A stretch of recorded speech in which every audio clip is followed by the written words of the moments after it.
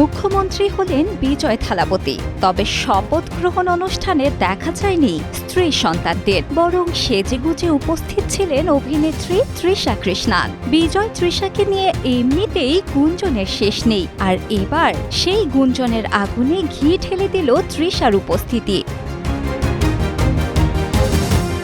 রোববার চেন্নাইয়ের জওহরলাল নেহেরু ইনডোর স্টেডিয়ামে জমকালো শপথ গ্রহণ অনুষ্ঠান সম্পন্ন হয়। মুখ্যমন্ত্রী হিসেবে শপথ গ্রহণ করলেন থালাপতি, তবে এই গুরুত্বপূর্ণ আসরে ছিলেন না তার স্ত্রী ও সন্তান।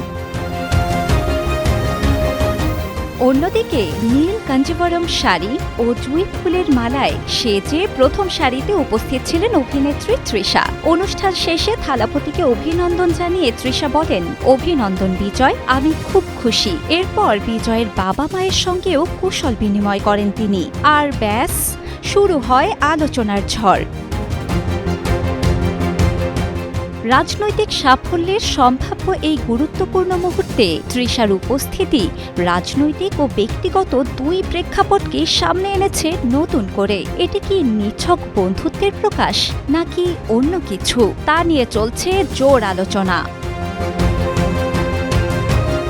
বিনোদন ডেস্ক, গ্রিন টিভি।